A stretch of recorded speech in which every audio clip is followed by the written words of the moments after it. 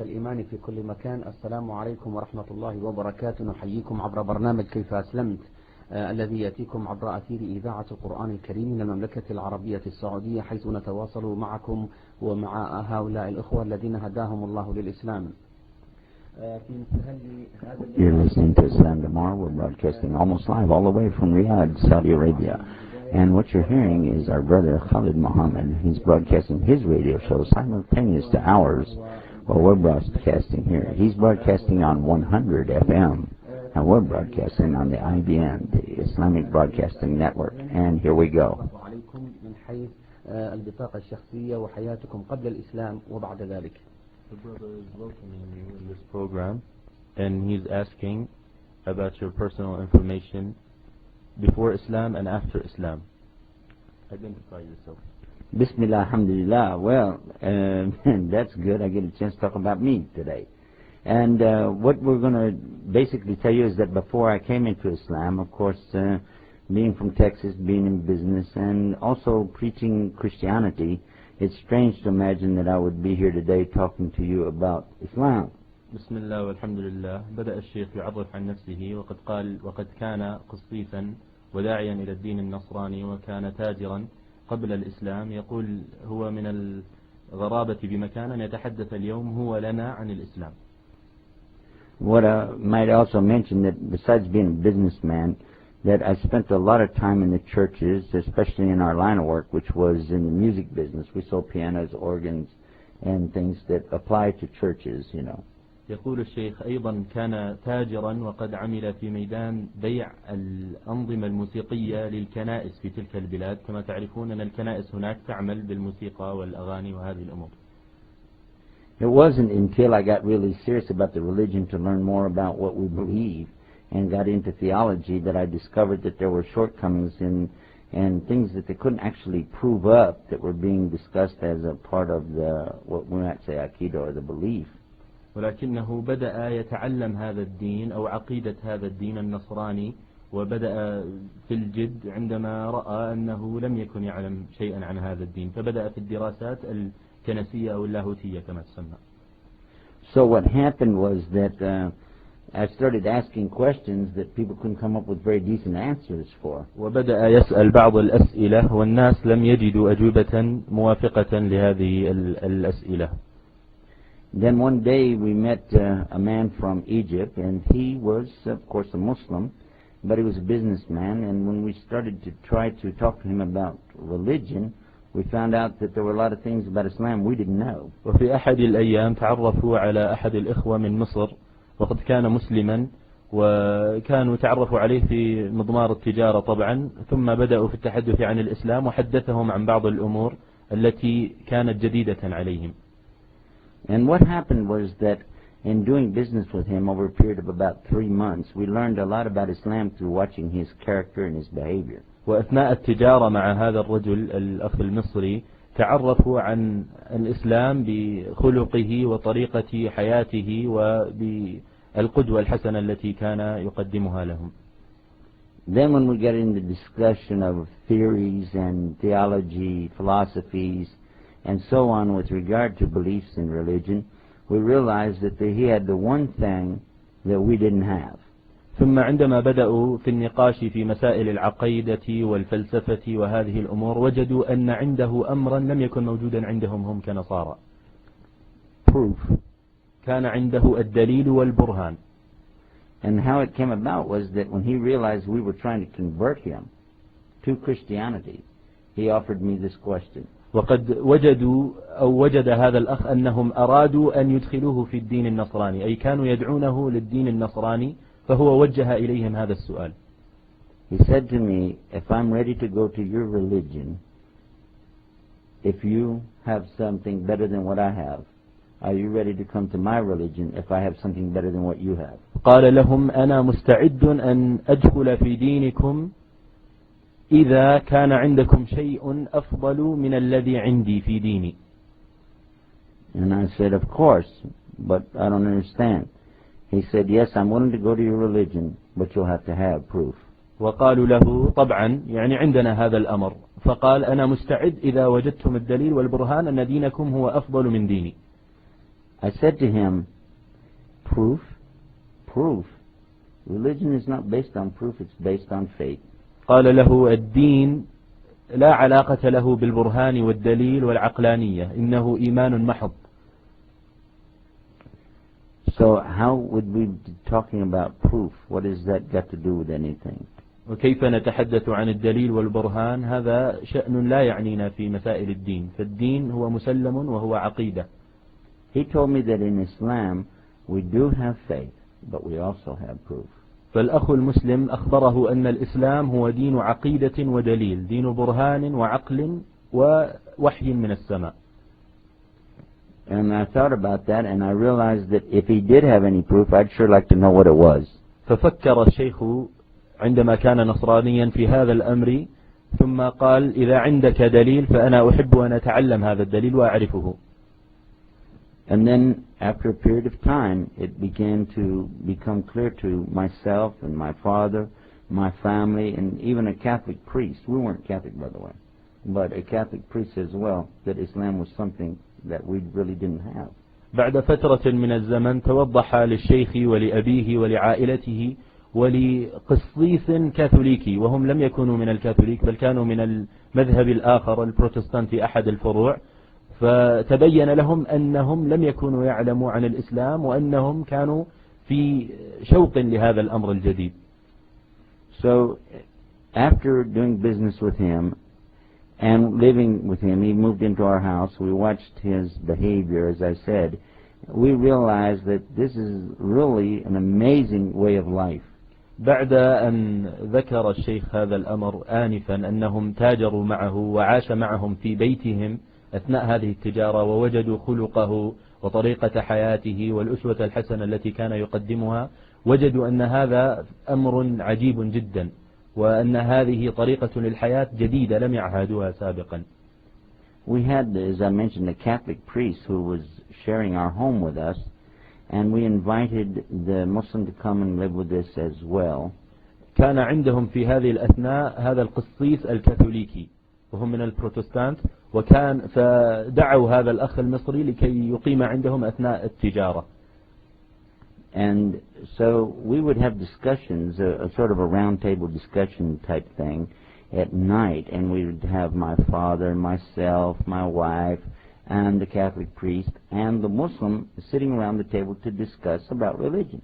وفي أثناء هذه الزيارة التي قام بها لهم في الدار كانوا يقيمون نقاشات دائرية أثناء الليل في المساء، هو ووالده وزوجته والده وزوجته وهذا الرجل الكاثوليكي أيضا مع الأخ المسلم، فكانوا يتناقشون في أمور الدين والعقيدة والفطرة وما إلى ذلك. Now I would like to give you just a little bit of background of the people that we're talking about so you have some idea. We're not talking about just playing. These are serious people about religion.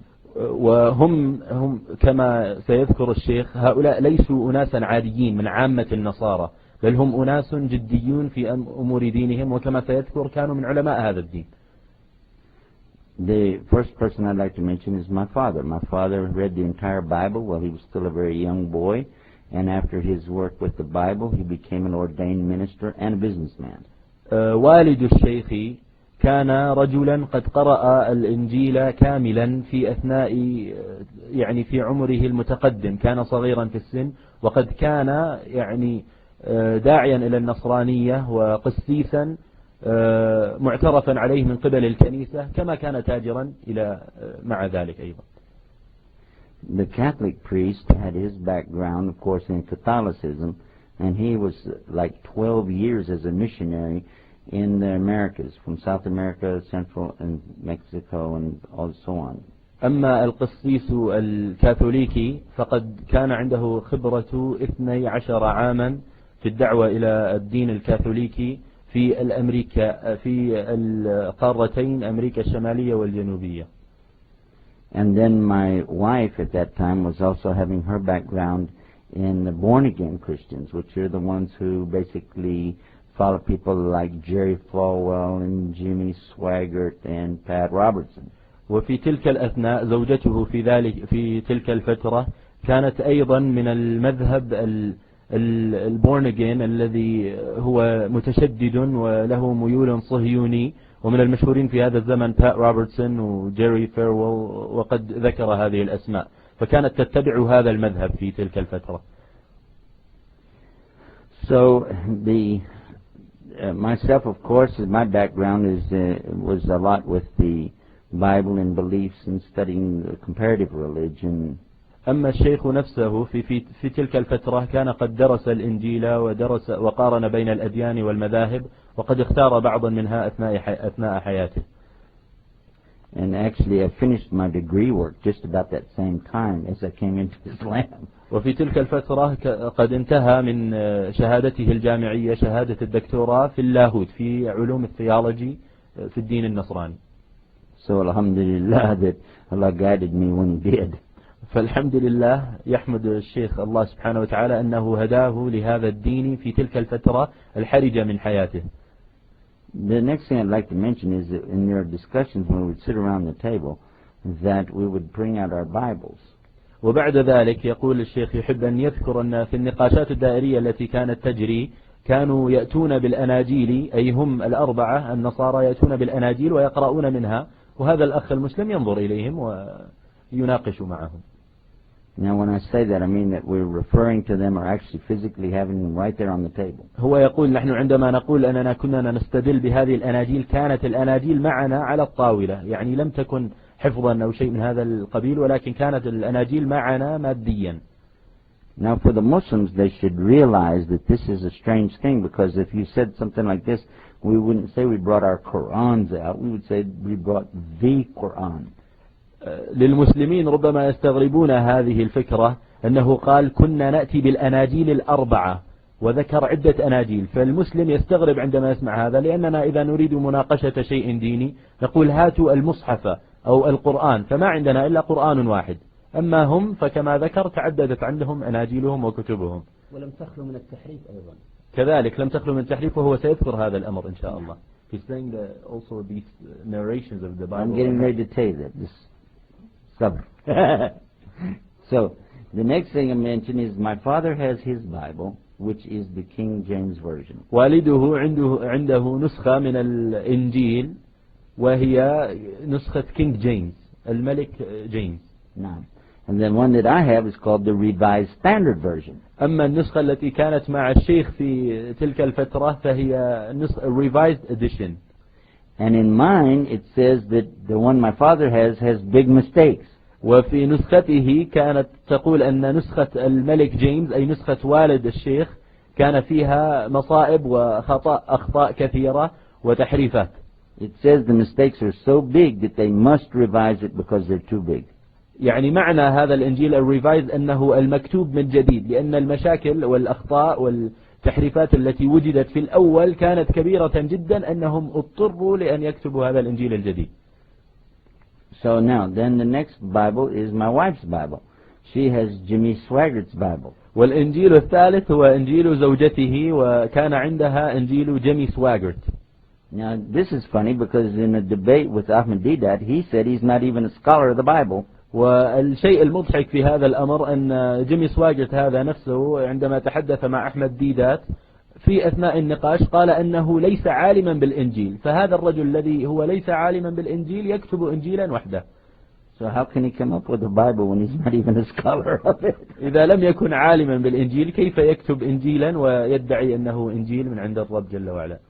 Well, never mind this.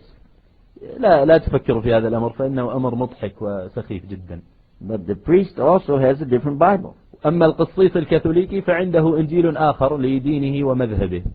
His Bible has 73 separate books inside of it. إنجيله إنجيل الكاثوليكي هذا فيه 73 كتاب متفرق. Now the Protestant Bibles, which is what we have only 66 books. أما أناجيل المذهب البروتستانتي فما فيها إلا 66 كتاب، أي هناك فرق بين الكتب. الكاثوليكي له 73 كتاب والبروتستانتي عنده 66 كتاب داخل الإنجيل نفسه. And as I already said, these didn't compare to each other, they were different. وهذه الأناجيل ليست متشاركة في شيء، بل هي تختلف اختلافا يعني كبيرا من ناحية المعنى والرسم وما إلى ذلك. But look at this, when we ask Muhammad, our friend from Egypt, we ask him, well, how many versions of your Quran do you have? فسألوا هذا الأخ المصري اسمه محمد وقالوا له كم نسخة من القرآن كم نسخة من القرآن عندكم؟ He says, one. قال ما عندنا إلا قرآن واحد. And we were shocked. We couldn't believe that this is true. He said all over the world there's only one Quran, but it's used everywhere where there's Muslims, and it's in the Arabic language. فهذه كانت صدمة كبيرة لهؤلاء النصارى لأنهم ظنوا أن عند المسلمين مصاحف أو عدة نسخ من القرآن، أما هو فقال في جميع أنحاء العالم لا يوجد إلا قرآن واحد وهو كما أنزل من 1400 سنة. Now this should be a wake-up call, but for us we just passed right by. We didn't catch the depth of that. كان ينبغي عليهم التيقظ لهذا الأمر والتفطن له لأنه أمر مهم جدا ولكنهم تركوه ومروا عليه مرور الكرام. Another point was that the Catholic priest himself was not happy with his own church, didn't like some of the things that they were doing. In fact, he was in disagreement with some of their beliefs. القسيس الكاثوليكي كان في تلك الفترة عنده ردة فعل ضد الكنيسة نفسها الكاثوليكية، وعنده تناقضات مع الديانة ومع العقيدة التي يتمسك بها، فمع أنه يدعو إلى هذا الدين منذ 12 سنة ولكنه لم يكن يعتقد اعتقادا جازما بهذا الأمر، بل كان يخالف في أمور العقيدة المهمة. My father said that he was not satisfied with his Bible, and he said it was written by people but inspired by God. كذلك والد الشيخ في تلك الفترة أيضا قال أن هذا الإنجيل كان مكتوبا من قبل الناس ولم يكن وحيا من عند الله، ولكنهم ظنوه وادعوا أنه وحيا. My wife's opinion of her Bible was that even though it might have some mistakes, still it had something from God in it. أما زوجته فقد كانت تعتقد أن في إنجيلها أخطاء كثيرة، ولكنها اعتقدت مع ذلك أنه الأصل فيها أنه من الرب. And then for me, I had to admit that there were some things in the beliefs that I couldn't handle either. أما عن الشيخ يوسف في تلك الفترة فهو كان يعتقد جازما أن في أمور لا يستطيع أن يعتقدها في ذلك الإنجيل، لأنه كان يعلم علم اليقين التناقضات الموجودة في هذا الكتاب. One of the questions for me was the subject of how God could be one and three at the same time. بعض الأسئلة التي كان أو أحد الأسئلة المهمة التي كان يوجهها لنفسه ولدينه في تلك الفترة، كيف يكون الرب والعياذ بالله ونستغفر الله من هذا ثلاثة وواحدا في نفس الوقت، وهو عقيدة النصارى ودينهم. So when I would ask the people of the born again group, the people like Pat Robertson or Oral Roberts or any of like Jerry Falwell, these are what they call the born agains. When I would ask them, how do you justify that? You can't believe the kinds of things that they would come up with. عندما كان الشيخ يسأل هؤلاء الأشخاص الذين ذكر أسماءهم وهم مشهورون في العالم وهم يعني أعداء كبار لدين الإسلام خاصة، كانوا يجاوبونه بأجوبة سخيفة جدا ولا تصدق يعني للعاقل. So my question to them would be, how do I explain, if I'm going to preach a message to the people, how do I explain God is three in one at the same time? كان يسألهم إذا ما كنت داعيا للدين النصراني فكيف أوضح للناس وأبين لهم إذا أنا لم أعتقد هذه العقيدة، كيف سأبين للناس وأدعوهم أن الرب ثلاثة أشخاص وشخص واحد في نفس الوقت. Some of them would say, well, just don't try to explain it, just tell everybody it's a mystery. بعضهم كان يقول له لا تبين هذا الأمر ولا توضحه، قل للناس أنه أمر غامض وينبغي الاعتقاد به والإيمان به. But others would try to give examples of how one can be three. أما البعض الآخر فكان يريد أن يدلل دلائل حسية ويعطي أمثلة واقعية على هذا الأمر، كيف يكون ثلاثة وواحدا في نفس الوقت.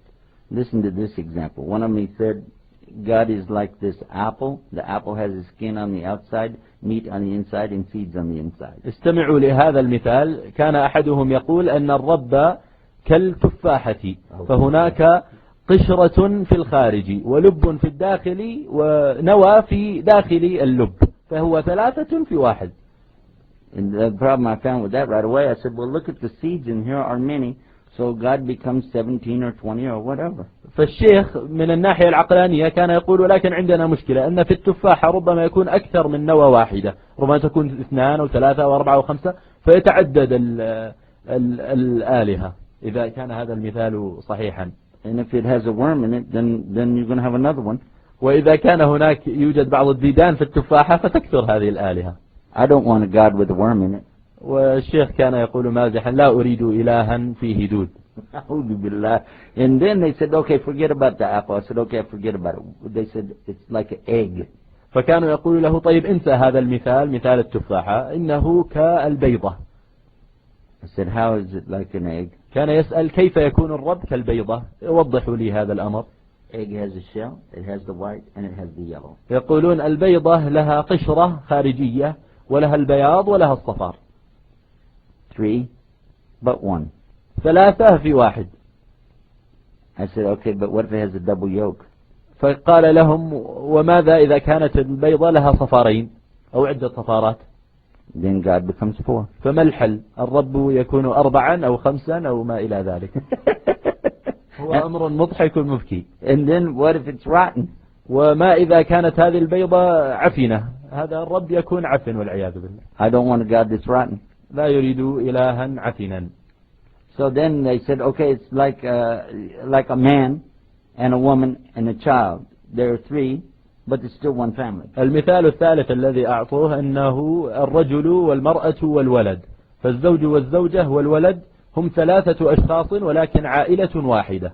And if she has another baby, it becomes 4 again. ولكن كان يقول لهم وإذا ولدت ولدا آخرا فيكون 4 وتتعدد الآلهة. And what if they want to get a divorce? وإذا أرادوا أن ينفصلوا الزوج والزوجة I don't want a God that's going to get a divorce. لا يريد إلها يطلق نفسه أو ينفصل عن نفسه. And besides that, the whole concept becomes crazy when you try to compare it to the Rabbil Alameen. وبعد ذلك إذا تطرق الشخص إلى مقارنة هذه الأمثلة السخيفة بالرب جل وعلا رب العالمين. What do you think happened next? ما الذي سيحصل إذا The Catholic priest asked the Muhammad from Messer, can I go to your church? فالشيخ يقول ماذا تظنون أنه حصل بعد هذا؟ قد سأل هذا القسيس الكاثوليكي الأخ المصري محمد وقال له أريد أن أذهب إلى معبدكم، وقد ذكره قال كنيستكم لأنه ما يعرف إلا هذا، قال له أريد الذهاب إلى كنيستكم أيها المسلم. And after he went there twice, he became a Muslim. بعد أن ذهب إلى المسجد مرتين أنعم الله عليه وهداه وشرح صدره للإسلام. Then my wife told me she wanted to be a Muslim.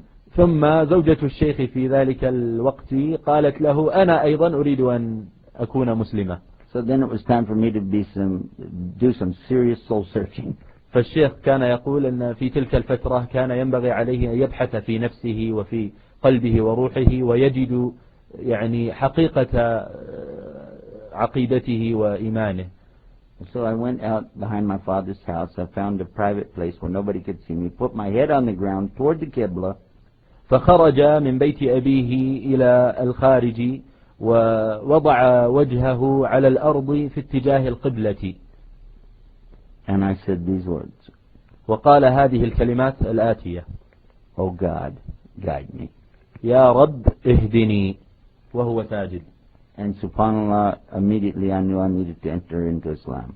ويقول سبحان الله وتنزه مباشرة بعد هذه السجدة التي دعا الله فيها أن يهديه شعر في نفسه أنه ينبغي أن يدخل في هذا الدين الإسلامي. So I went back into the house, and with my friend Muhammad and the new Muslim, which was the Catholic priest, I made shahada.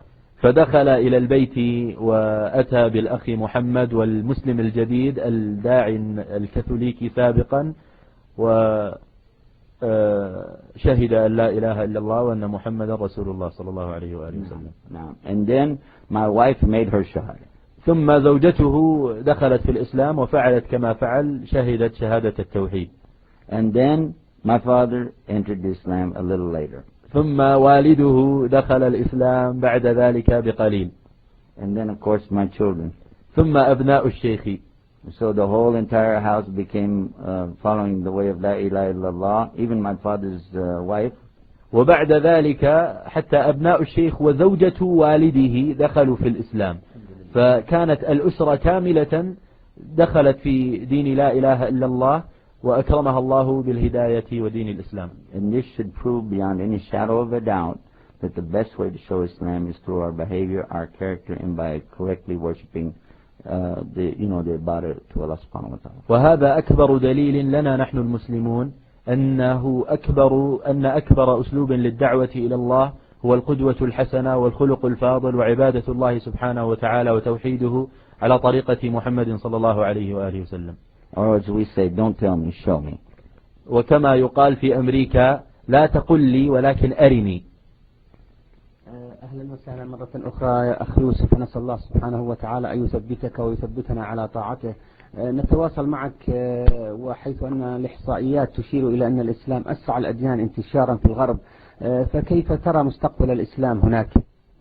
The brother Khalid welcomes you again, and he says one of the questions is, since Islam is the fastest growing religion in the West, how do you feel the progress of Islam is coming in the West in the present time? Alhamdulillah Rabbil Alameen, that Allah has actually made Islam spread like it has, and right now there's more increase in people entering Islam because there's more interest. People are interested in Islam because it's on the front page of every newspaper and on every magazine, and it's on television, radio all the time. It makes people interested. الحمد لله الذي يسر هذا الأمر وهدى الناس لهذا الدين وأدخلهم فيه أفواجا، وهذا الأمر قد تيسر ولله الحمد في الزمن الحاضر، لأن الإسلام في جميع الجرائد والنشرات والأخبار، وقد وضح هذا الأمر، فالناس عندهم شغف وحب اطلاع على هذا الأمر الذي لم يعهدوا ولم يسمعوا عنه سابقا، فالحمد لله الذي يسر هذا الأمر.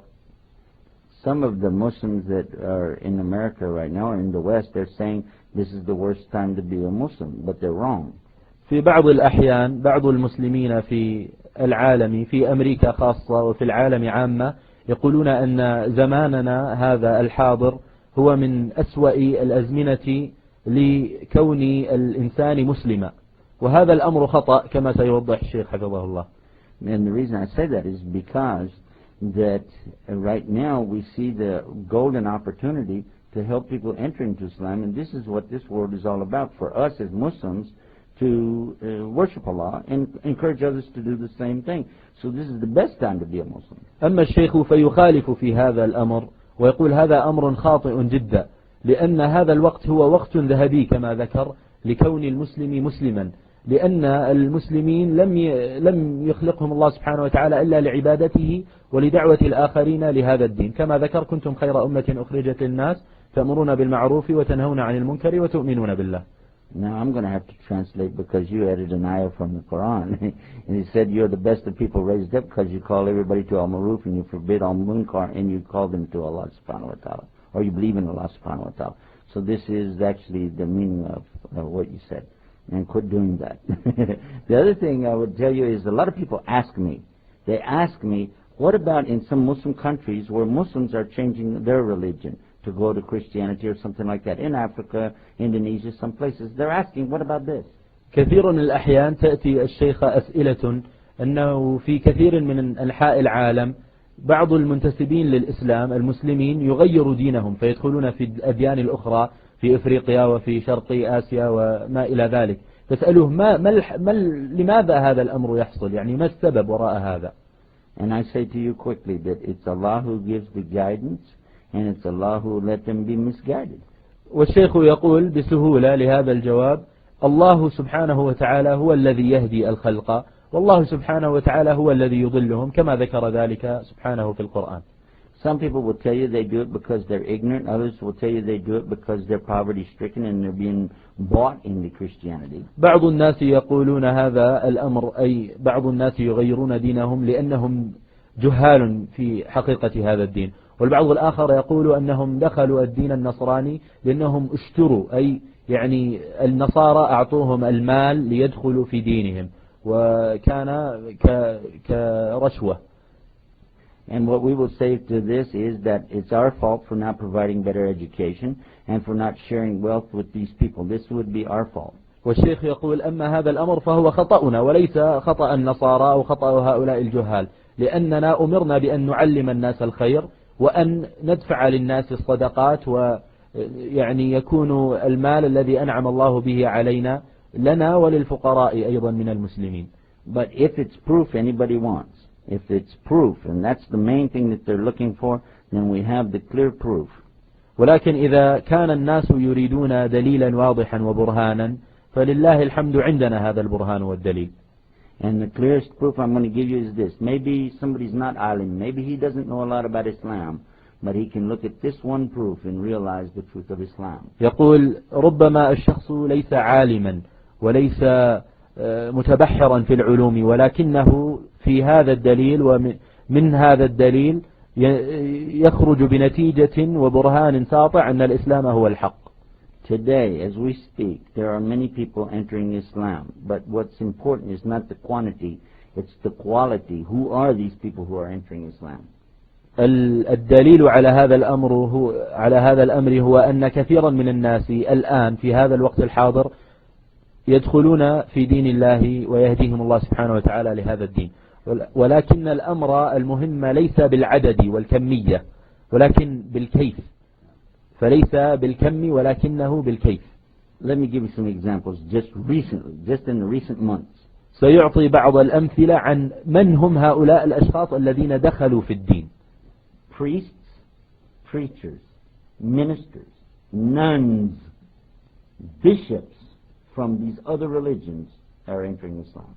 من القسيسين والرهبان والراهبات وعلماء الدين النصراني والدعاة للدين النصراني والأديان الأخرى، هؤلاء الأشخاص هم الذين يدخلون في الدين في هذه الأثناء، وهم ليسوا من عامة الناس ولكنهم من المتبحرين في علوم النصرانية، وقد هداهم الله سبحانه وتعالى لهذا الدين.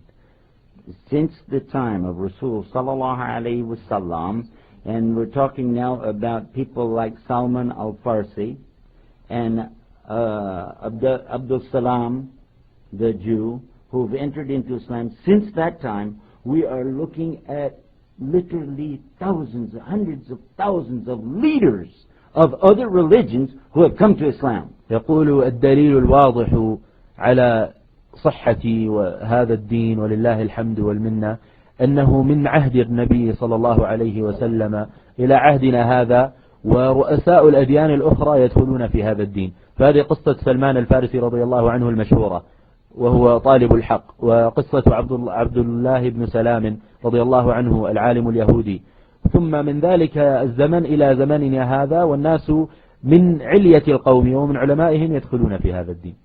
كثير كثير جدا. يقول كثيرا كثيرا جدا. They heard you. You should have said it in English. He says a whole bunch of them. Now, ask yourself this question. I went to Al-Azhar. I went to Al-Azhar University in Cairo, took my video camera and recorded from the shuyukh, the big scholars of Al-Azhar, and I asked them a question. يقول الشيخ قد ذهب وزار المسجد الأزهر الجامع الأزهر في مصر وقد أخذ معه آلة التسجيل وقد سأل العلماء هناك هذا السؤال. I said to them, in the history of Al-Azhar, you recorded the people who came to Islam, and they said yes.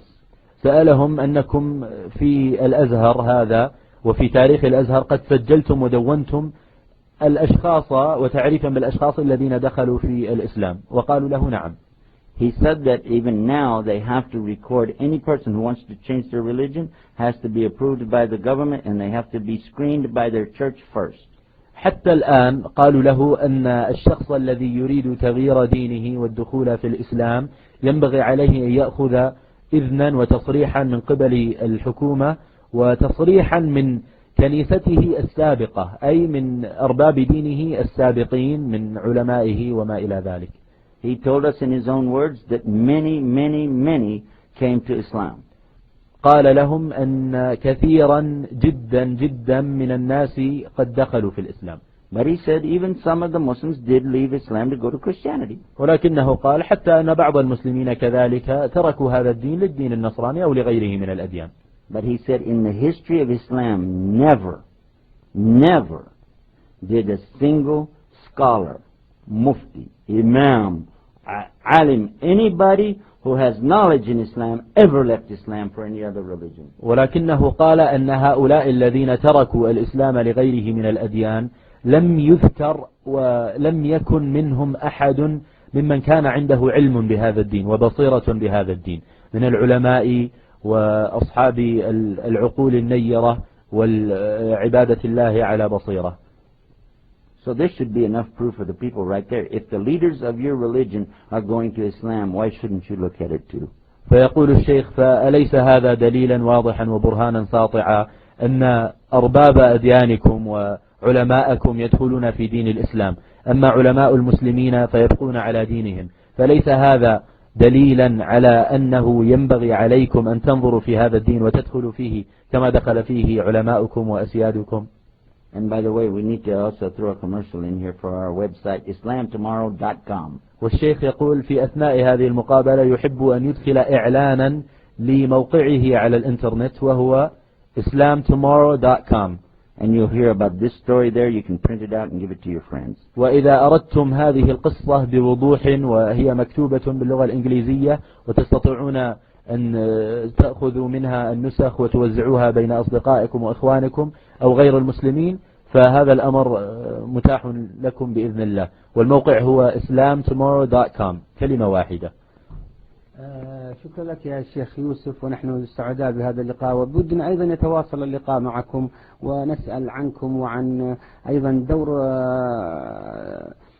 دوركم في الانفتاح العالمي. والآن وأنتم تلقون محاضرة بهذه المناسبة، الانفتاح العالمي على الدعوة. Brother Khalid thanks you very much, and he wants a very quick answer to this question. He's saying, since you're in this WAMI conference and you're sharing the topic of globalization and how that affects Islam, we want you to say a little bit about what this topic is about. This is, of course, the topic we'll be speaking on tonight. Our subject is the effect of globalization on the Dawah in the West, from our perspective. Joining me will be most likely Omar Weston from Mexico, the Imam from there, and Muzammil Siddiqui, also from the United States. And I can't speak for their topics, but in my particular topic I'm going to be addressing the effect on the institutional Dawah, which is in the prisons, in the military, and in the universities there in the States. الشيخ بإذن الله سيتحدث اليوم في هذه الأطروحة التي ذكرها عن تأثير الانفتاح العالمي على الدعوة في الغرب، وقد ذكر أسماء المحاضرين معه في اليوم، وهم الإمام عمر وستن من المكسيك والشيخ مزمل صديقي من أمريكا أيضا. لكن الشيخ قال لن يتحدث إلا عن نفسه، فموضوع كلامه اليوم بإذن الله سيكون عن الأثر الانفتاح العالمي على الدعوة، واختصاصه هو الدعوة في المراكز، في السجون العامة، وفي المدارس والجامعات، وفي القوات المسلحة الأمريكية. And as regards the exact topic, I don't want to spoil all your fun, so I invite you to come out and hear it. If you miss it, you can hear a rebroadcast of it right here by visiting our website on islamtomorrow.com. يقول ولكن لا يريد أن يؤثر عن الاستماع المحاضرة اليوم، فإن شاء الله إذا أردتم الاستماع لهذه الندوة فلتحضروا عندنا بإذن الله في المؤتمر، وإن لم تتمكنوا من هذا وقدر الله لكم لسبب ما، فإن شاء الله تستطيعون أن تستمعون إليها عبر موقعه على الإنترنت مجددا islamtomorrow.com.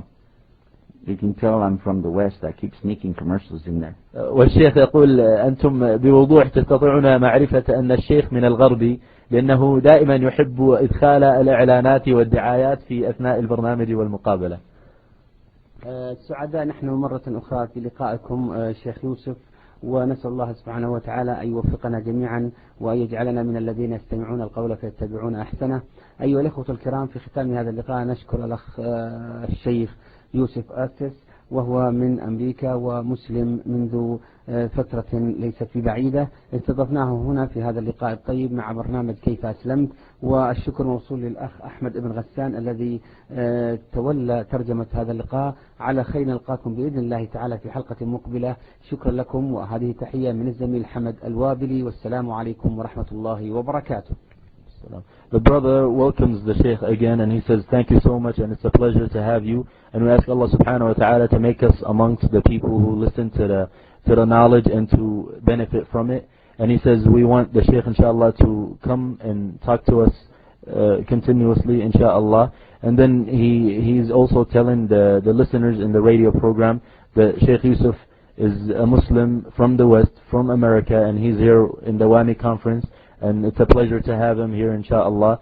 And we had a pleasure of talking to him and having this interview with him.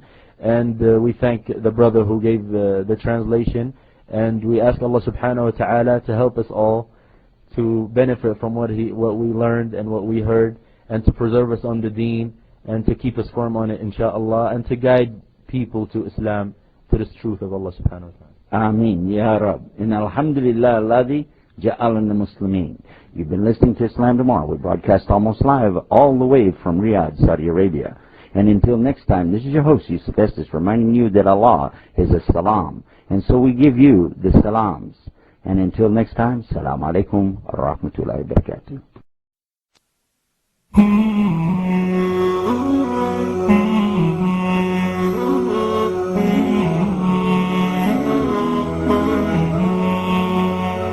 Mm-hmm.